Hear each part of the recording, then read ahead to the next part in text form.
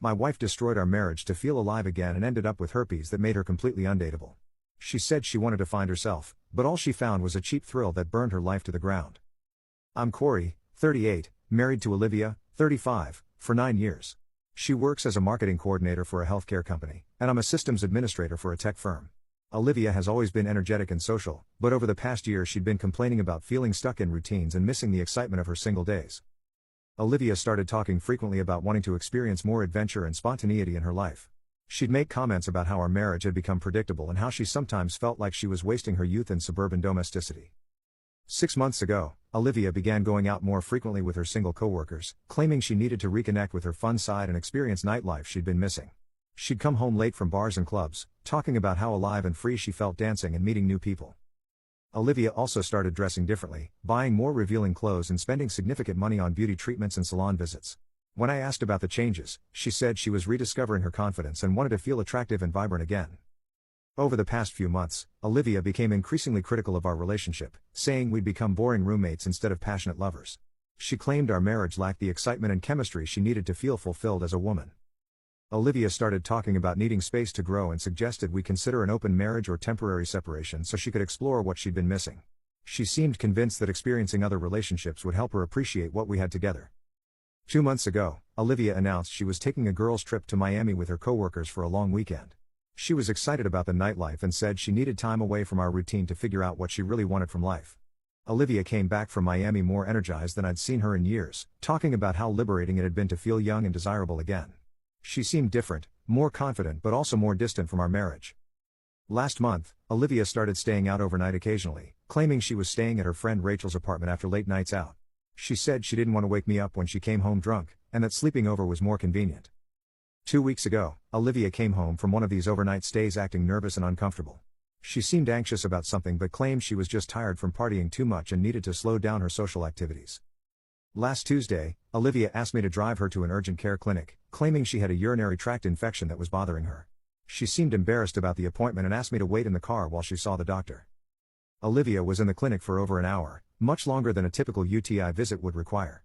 When she came out, she looked devastated and could barely make eye contact with me during the drive home. That evening, Olivia broke down crying and confessed that she'd been having affairs for the past 3 months. She said she'd been sleeping with multiple men she'd met at bars and clubs, trying to recapture the excitement and passion she felt was missing from our marriage. Olivia claimed her affairs had made her feel desired and alive in ways she hadn't experienced since we'd gotten married.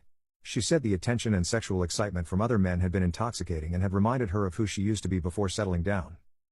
But Olivia's confession came with devastating news. She'd contracted herpes from one of her affair partners and would have the condition for the rest of her life. The excitement she'd been seeking had resulted in a permanent, incurable sexually transmitted infection. Olivia begged me not to leave her, claiming that her affairs had been a mistake and that getting herpes had made her realize how much she valued our stable relationship. She promised to end all her extramarital activities and commit fully to rebuilding our marriage. I told Olivia that I needed time to process her betrayal and the health implications of her affairs. I was furious that she'd risked both our health for temporary excitement with strangers she'd met in bars. Olivia spent the next few days researching herpes treatments and management, desperately trying to find ways to minimize the impact of her diagnosis.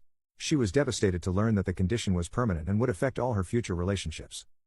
I got tested immediately and was fortunate to be negative for all STIs, apparently because Olivia had been careful to avoid intimacy with me during her affair period. She'd actively avoided physical contact with me to hide her affairs, both to protect her secret and because she'd already been getting her needs met elsewhere. She'd been protecting me from her risky behavior while betraying our marriage. Olivia's excitement about feeling alive and adventurous had been replaced by panic about her permanent health condition and the implications for her future dating prospects. The freedom she'd been seeking had come with irreversible consequences. Over the next week, Olivia tried desperately to convince me to stay in our marriage, claiming that her herpes diagnosis had taught her to value loyalty and commitment over temporary excitement. She seemed terrified of being alone with an incurable STD. But I'd already made my decision. Olivia had destroyed our marriage chasing temporary thrills and had contracted a permanent condition in the process. She'd chosen adventure over our relationship and would have to live with both decisions. I filed for divorce 2 weeks after her confession, citing adultery and irreconcilable differences.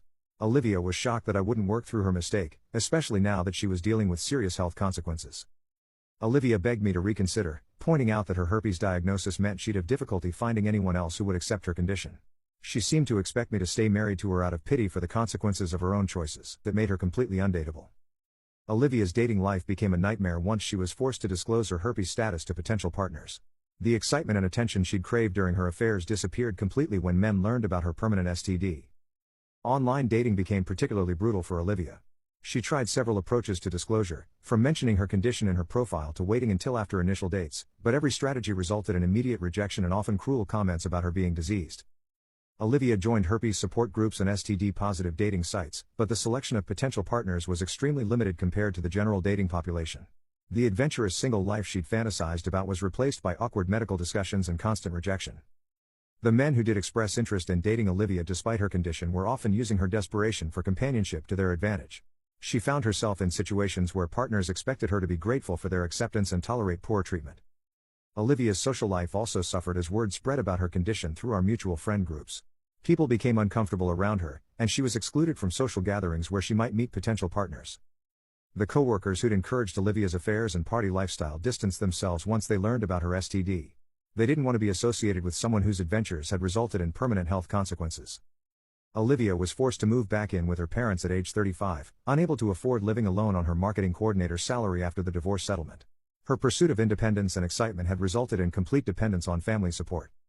Olivia's mother was particularly harsh about the situation, constantly reminding her that she'd thrown away a good marriage for temporary pleasure and now had to live with permanent consequences. Family gatherings became exercises in shame and regret.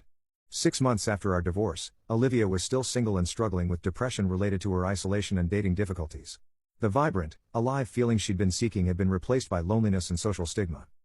Olivia tried to reach out to me several times, apparently hoping for reconciliation now that she understood the reality of single life with an STD. She seemed to expect sympathy for the consequences of choices she'd made while betraying our marriage. I'd moved on completely, dating someone I met through work who appreciated loyalty and honesty over excitement and adventure. My new relationship was built on trust and genuine compatibility rather than the thrill-seeking that had destroyed my marriage. Olivia's affair partners had all disappeared from her life once her STD status became known. The men who'd made her feel so alive and desirable wanted nothing to do with her once she represented a permanent health risk rather than casual fun. A year after our divorce, Olivia was working the same job and living with her parents while struggling to find any romantic prospects willing to accept her condition. Her pursuit of feeling alive had resulted in social death. Olivia's social media posts became increasingly desperate, with content about self-acceptance and finding love despite health challenges. She was trying to rebuild her confidence while facing constant rejection from the dating market.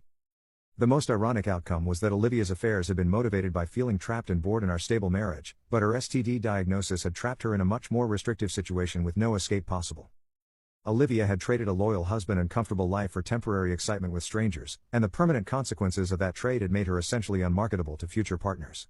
She'd gotten exactly what she'd asked for, a life completely different from our boring marriage. The adventure and spontaneity Olivia had been craving were now impossible because any potential relationship required extensive medical discussions and disclosure conversations that killed romantic excitement immediately. Olivia's pursuit of feeling alive and desirable had resulted in a condition that made her feel rejected and undesirable to virtually everyone she met. The freedom she'd sought had become a prison of permanent health consequences and social isolation.